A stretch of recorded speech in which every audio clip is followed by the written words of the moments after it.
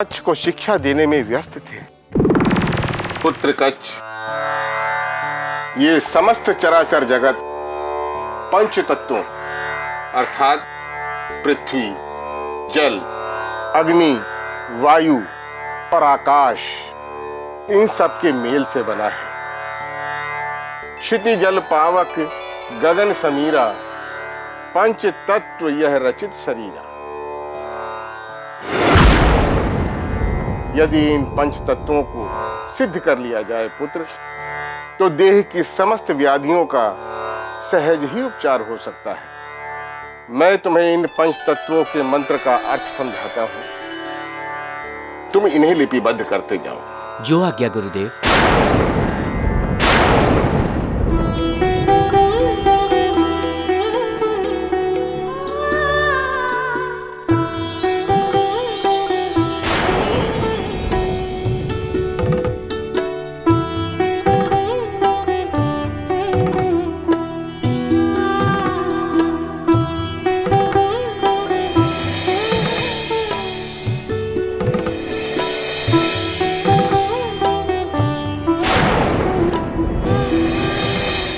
कच्छ जी। जब शिक्षा ग्रहण कर रहे हो तो अपना पूर्ण ध्यान लक्ष्य की ओर ही केंद्रित रखो। जी गुरुदेव। ये क्या गुरुदेव सब देखकर भी अपनी आंखें बंद किए बैठे हैं? मुझे तो लगता है वे कच्छ और देवयानी के प्रेम को स्वीकार कर चुके हैं। किंतु हम कुछ कर भी तो नहीं सकते हैं। हम इस कच्छ को पुनः मार के भी कहीं ठिकाने लगा दे, फिर भी गुरु शुक्राचार्य अपने तंत्र मंत्र से कुछ न कुछ अवश्य ही ढूंढ लेंगे और वो फिर जीवित हो जाएगा।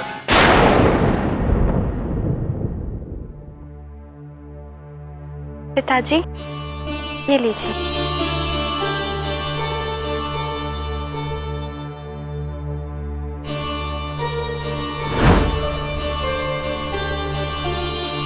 वाह, बहुत ही स्वादिष्ट काढ़ा है। जितना स्वादिष्ट उतना ही पौष्टिक। पुत्र कच्छ, ये काढ़ा अनेक जड़ी बूटियों और स्वर्ण भस्म को पकाकर बनाया गया है। इसे ग्रहण करने से ये देह के सभी विकारों को दूर करके एक नई ऊर्जा उत्पन्न कर देता है।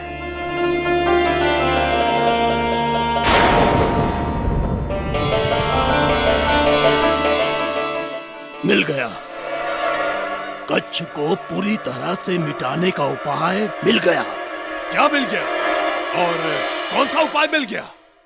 काढ़ा, कच्छ और काढ़ा, काढ़ा और कच्छ।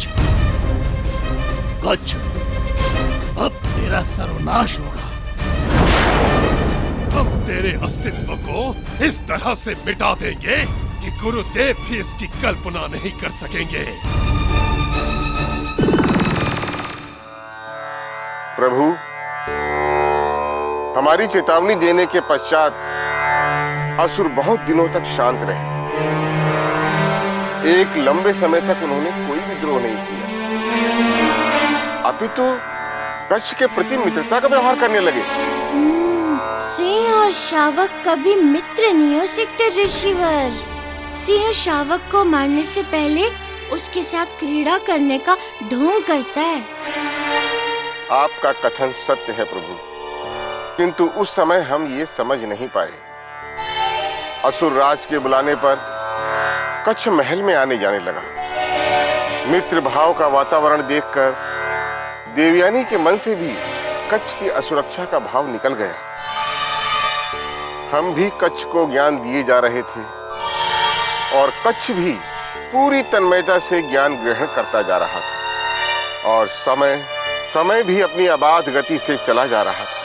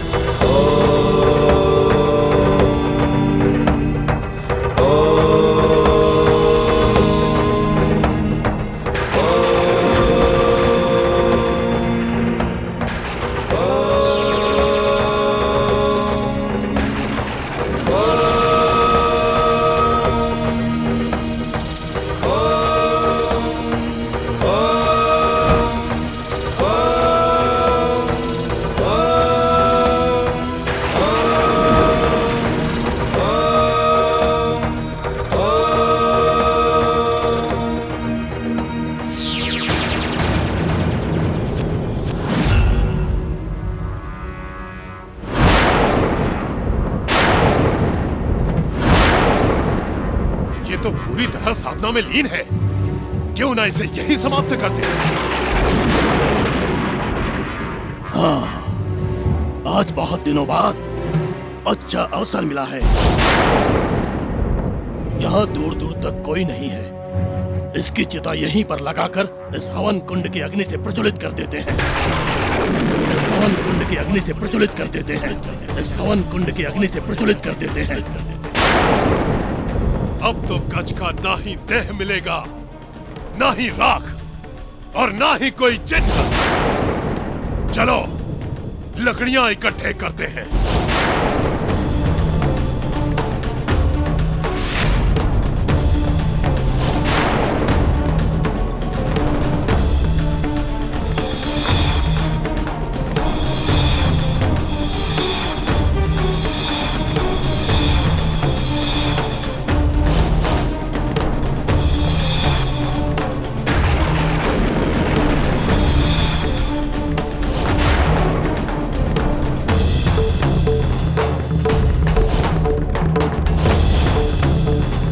अब इसे प्रज्वलित कर दो।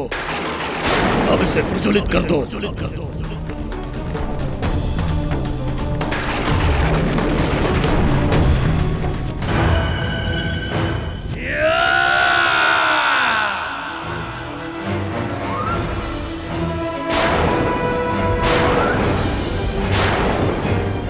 असुरों, अब मैं पहले जैसा निर्बल नहीं रहा जो तुम लोग मुझे छल से मार सको।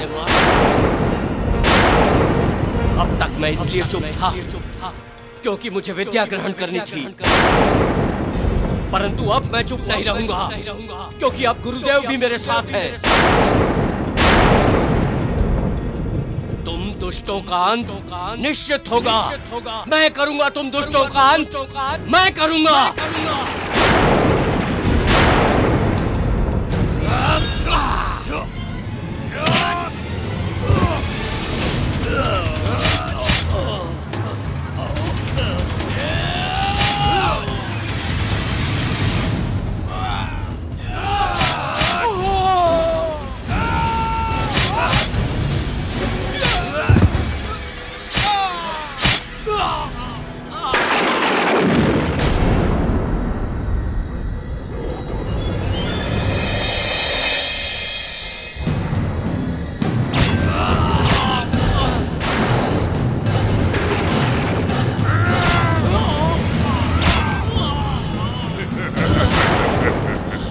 पुत्री, तुम्हारा ध्यान किधर है? माला भी ठीक से नहीं बना पा रही हो। बेटी, प्रेम एक ऐसा विचित्र सम्मोहन है जिसमें पढ़कर व्यक्ति अपनी शुद्ध बुद्ध खो बैठता है। प्रेम करना चाहिए क्योंकि ये ईश्वर के द्वारा प्रदान की गई ऐसी मधुर भावना है जिसके कारण संसार का सृजन होता है। लेकिन बेटी, प्रेम को अपनी शक्ति बनाना चाहिए, दुर्बलता नहीं। जी पिताजी, परंतु मुझे सदैव एक भय लगा रहता है। न जाने कच्छ वहां ठीक भी होंगे या नहीं।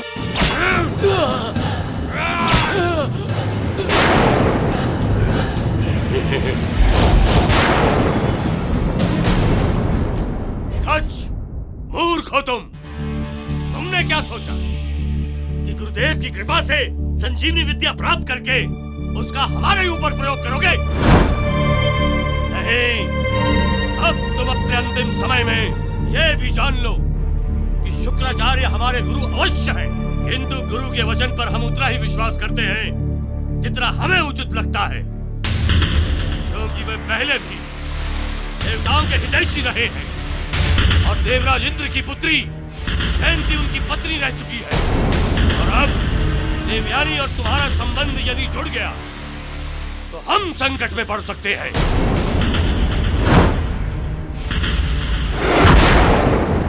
जलाकर भस्म कर दो इसकी देह को।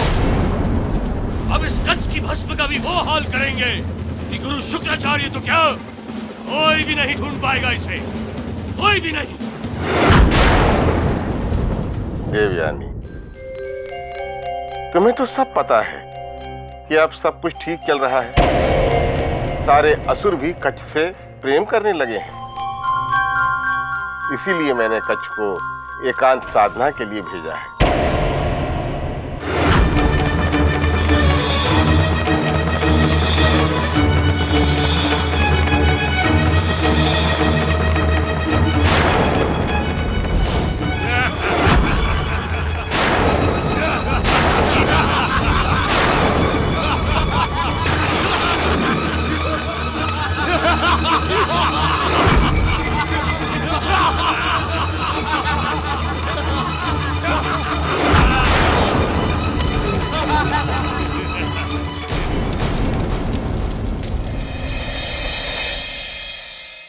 फिर भी पिताजी, मन तो शंकित रहता ही है। बेटी, मन में यदि प्रेम की अधिकता हो तो ऐसा ही होता है। या ये समझ लो कि ये जीवन बड़ा ही विचित्र है। इसमें कब, कहां, क्या हो जाए कोई नहीं जानता। इसलिए मनुष्य को किसी भी परिस्थिति का सामना करने के लिए सदैव तत्पर रहना चाहिए।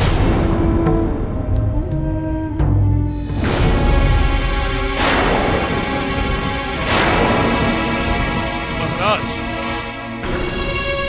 कच्छ के देह की सारी भस्म इसमें भर ली है हमने। ठीक है, इसे हमें दो और गुरु शुक्राचार्य को आमंत्रण भिजवा दो कि हमने उन्हें अपने महल में राजभोज के लिए आमंत्रित किया है।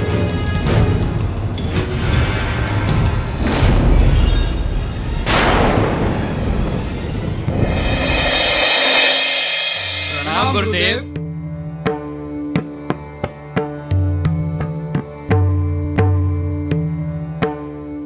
प्रणाम गुरुदेव। असुरराज कालमणि, तुम्हारा निमंत्रण मिला, परंतु अचानक इस तरह स्मरण करने का कारण? गुरुदेव, आप हमारे गुरु हैं और गुरु के चरणों की सेवा सबसे बड़ा पुण्य है। हम वर्षों से आपका सत्कार नहीं कर पाए क्योंकि मन बड़ा विचलित था, परंतु अब सब ठीक है, तो हमने सोचा आपका सत्कार किया जाए। इसीलिए हमने आपको भोजन पर आमंत्रित किया है। आपके लिए हर प्रकार के खाद्य एवं पेय पदार्थों की व्यवस्था की है गुरुदेव। पेय पदार्थ? कालमणि, तुम्हें तो भली भांति ज्ञात है कि हम मदिरा पान नहीं करते। हम जानते हैं गुरुदेव, और आप भी जानते हैं कि आपके समक्ष ऐसी दृष्टता कभी नहीं कर सकते हम। फिर ठीक है कालमणि, हम अपने भोजन का आनंद अपने शिष्यों के साथ ही लेंगे। अवश्य गुरुदेव, आज आप भी आनंदित हो उठेंगे। हमने आपके लिए एक विशेष पेय बनाया है।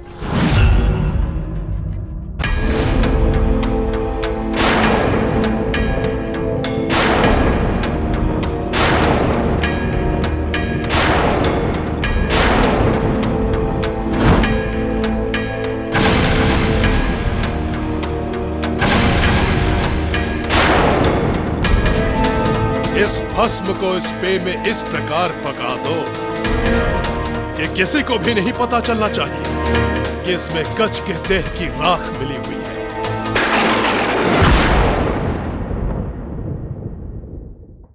महाराज, भोजन तैयार है। ठीक है गुरुदेव, भोजन तैयार है। कृपया चल के भोजन ग्रहण करें। अवश्य।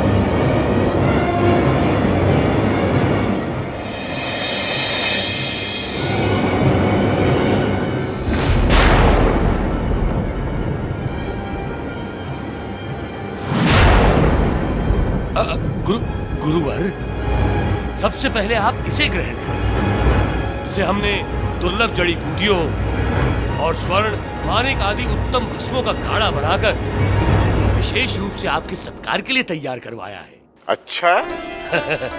हाँ गुरुदेव, हम भी आप ही के शिष्य हैं। कुछ तो हम भी जानते हैं जड़ी बूटियों के बारे में। तब तो सर्वप्रथम हम इसका ही पान करेंगे।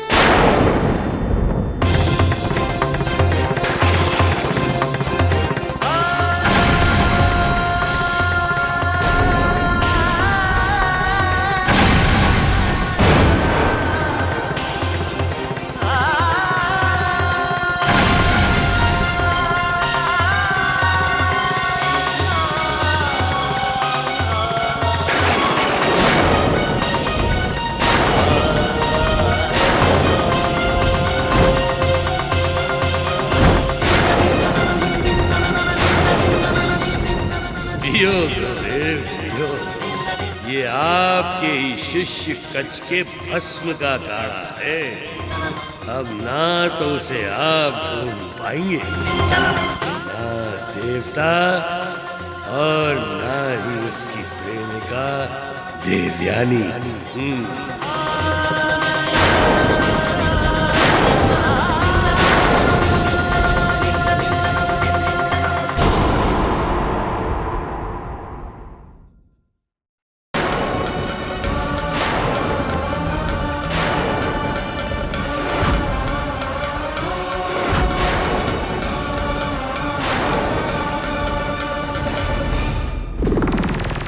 ऋषिवर, ये तो दुष्टता की पराकाष्ठा है।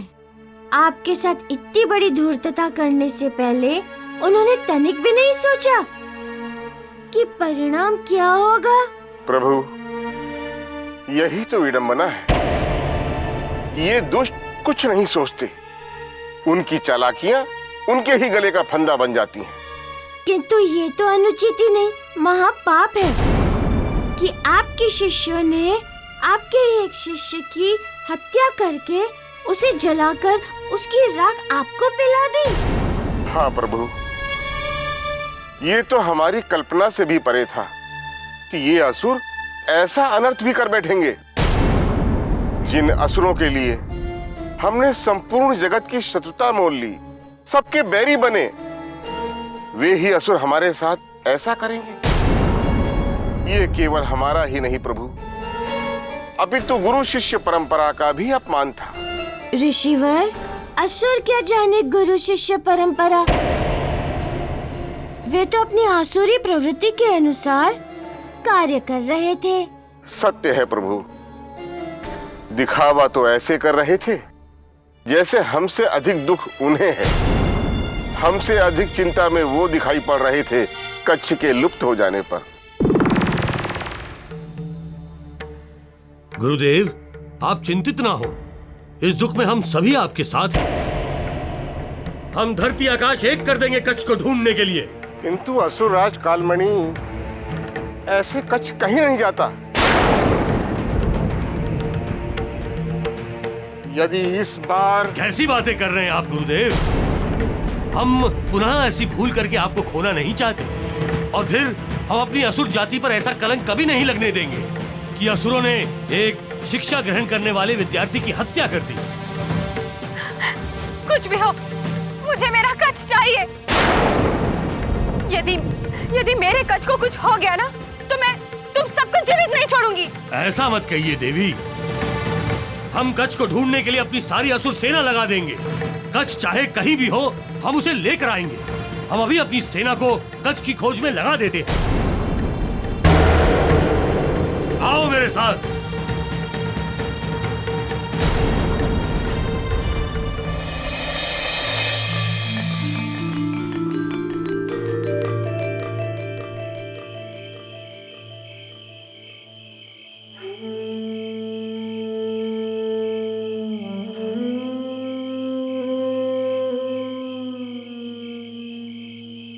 ऐसा पहले तो कभी नहीं हुआ कि वो इतनी रात तक बाहर रहे हो।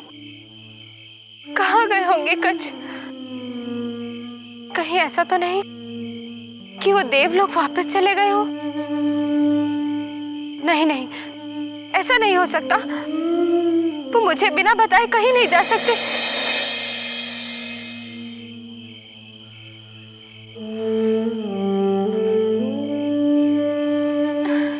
पिताजी, इतनी रात हो गई है, कच्छ अभी तक नहीं आए। आप तो इन असुरों की बातों पर विश्वास करके बैठे, परंतु मुझे इनकी बातों पर बिल्कुल भरोसा नहीं। पुत्री, तुम तो व्यर्थ ही अधिक चिंता करने लगती हो। अरे अब तो सब कुछ ठीक चल रहा है। असुरों में और कच्छ में मैत्री स्थापित हो गई है। देवयानी, हमें पूर्ण आशा है कि असुर राज कालमणि कच्छ को अवश्य ढूंढ लेगा। लो। कहाँ है कच्छ? बोलो, बोलो ना। क्या हुआ असुरराज? कच्छ तुम्हारे साथ क्यों नहीं है? क्षमा करें गुरुदेव, हमने जंगल का कोना कोना छान मारा, नदियां खाई तक देख डाली, किंतु सब व्यर्थ रहा। कच्छ हमें नहीं मिला गुरुदेव, कच्छ हमें नहीं मिला गुरुदेव। किंतु ये कैसे संभव है? ऐसे कच्छ कहीं नहीं जाता। देवी, आप दुखी ना हो। गुरुपुत्री होने के कारण हमारा उत्तरदायित्व आपके प्रति भी बनता है। हम पुनः प्रयास करेंगे कच्छ को ढूंढने का। अभी हमें आज्ञा दे। आज्ञा गुरुदेव।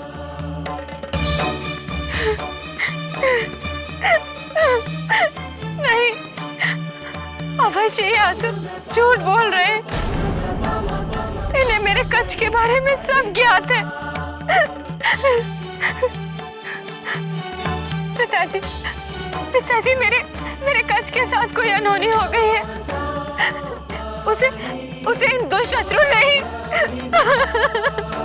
बस देवयानी, अब और मत रो। यदि कच्छ का जीवन समाप्त भी हो गया होगा तो मैं अपनी शक्ति से उसकी आत्मा का आह्वान करके ये जान लूंगा कि वो कहाँ है। चिंता ना करो, आओ मेरे साथ।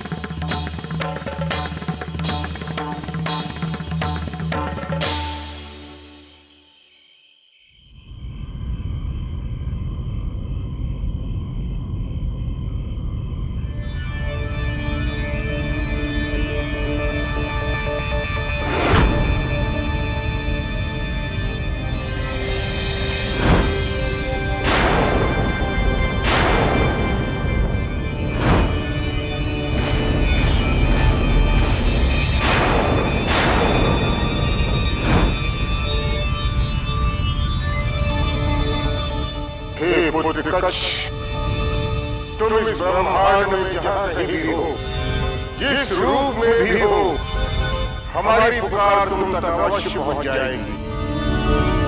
पुत्र कच्छ, कहाँ हो तुम? पुत्र कच्छ, पुत्र कच्छ, कहाँ हो तुम? कहाँ हो तुम? पुत्र कच्छ, पुत्र कच्छ, कहाँ हो तुम? कहाँ हो तुम? पुत्र कच्छ, पुत्र कच्छ, कहाँ हो तुम? कहाँ हो तुम? पुत्र कच्छ, पुत्र कच्छ, कहाँ हो तुम? कहाँ हो तुम? गुरुवर, मैं आपसे दूर नहीं हूं, मैं आपके पास ही हूं, आपके उदर में हूं।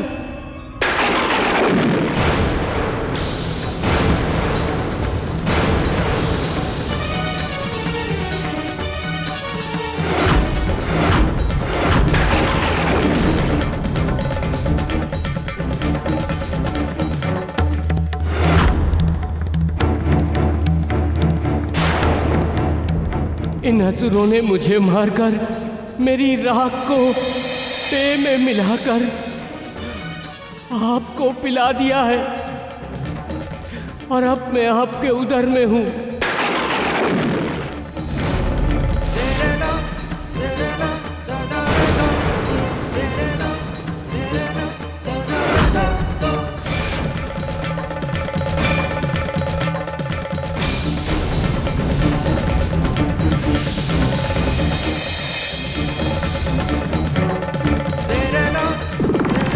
प्रभु, असुरों के इस कुकृत्य को देखकर मन तो हुआ कि असुरों को यही समाप्त कर दूं,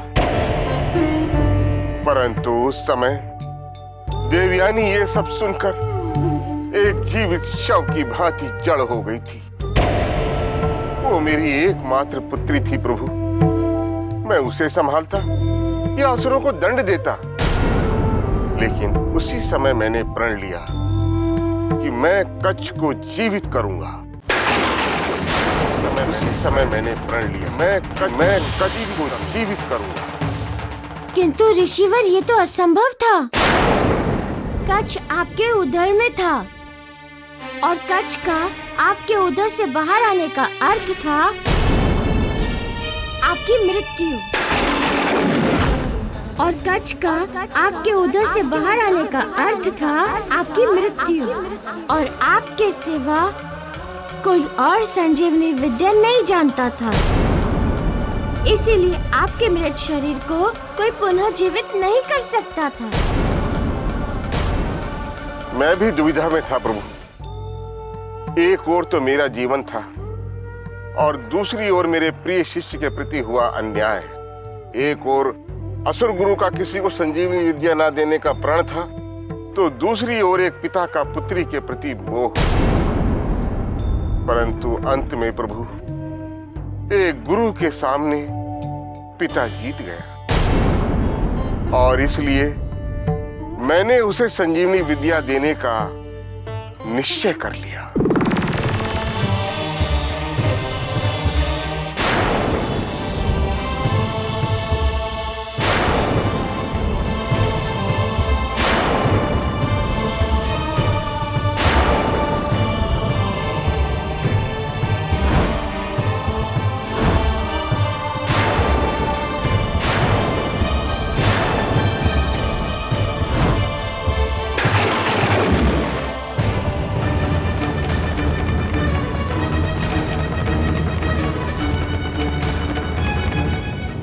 पुत्र कच्छ, हम तुम्हें पुनः जीवन दान देने जा रहे हैं। पुत्र कच्छ, हम तुम्हें पुनः जीवन दान देने जा रहे हैं, किंतु तुम हमारे उदर में हो, अतः तुम्हें जीवित करने के लिए हमें अपने प्राणों का बलिदान करना होगा। अतः तुम्हें जीवित करने के लिए हमें अपने प्राणों का बलिदान करना होगा। गुरुदेव, मेरे जीवन से मूल्यवान आपका जीवन है। मुझे ऐसा जीवन नहीं चाहिए जो अपने गुरु के प्राणों के मूल्य पर मिले। ऐसा जीवन जीने से अच्छा है कि मैं मृत ही रहूं। पुत्र कच्छ, तुम पर हमारी मृत्यु का दोषारोपण ना आए, इसका एक उपाय है। मैं तुम्हें मृत संजीवनी विद्या दूंगा, जिसका प्रयोग करके तुम हमारा उदर फाड़कर बाहर आ जाओगे और फिर उसी संजीवनी विद्या का प्रयोग करके हमें पुनः जीवित कर दोगे। नहीं गुरुदेव, ऐसा मत कीजिए। यदि मुझसे कुछ भूल हो गई तो बड़ा अनर्थ हो जाएगा। नहीं पुत्र, तुमसे कोई भूल नहीं होगी। मुझे तुम्हारी योग्यता पर पूर्ण विश्वास है और फिर तुम्हें संजीवनी विद्या का ज्ञान भी तो हो जाएगा। मुझे नहीं चाहिए ऐसी विद्या गुरुदेव, जिसके लिए मेरे गुरु को अपने प्राणों का त्याग करना पड़े। ऐसा नहीं होगा कच्छ, ऐसा नहीं होगा। तुम हमें संजीवनी विद्या से पुनः जीवित कर दोगे, फिर सब ठीक हो जाएगा। पुत्र कच्छ, अब मैं तुम्हें संजीवनी विद्या का सार देने जा रहा हूं। बस तुम ध्यानपूर्वक उसे ग्रहण करो। पुत्र कच्छ, अब मैं तुम्हें संजीवनी विद्या का सार देने जा रहा हूं।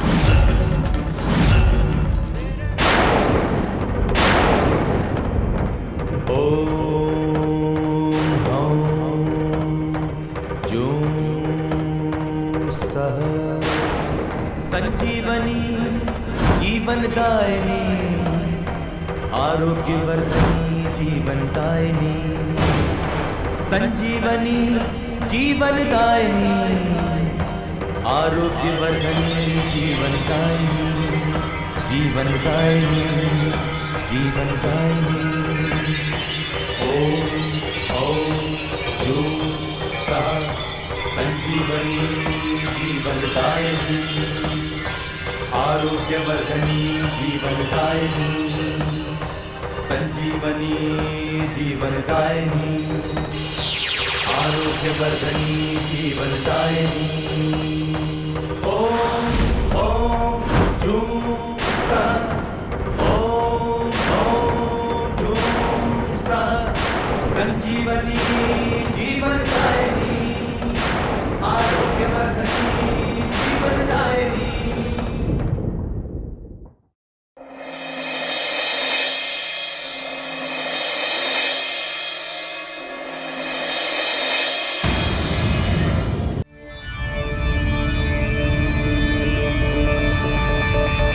पुत्र कच्छ, हमने तुम पर संजीवनी मंत्र का प्रयोग कर दिया है। और संजीवनी विद्या का सारा ज्ञान भी तुम्हें दे दिया है। अब तुम संजीवनी विद्या का प्रयोग करके हमारे उदर से बाहर आ जाओ पुत्र। अब तुम संजीवनी विद्या का प्रयोग करके हमारे उदर से बाहर आ जाओ पुत्र।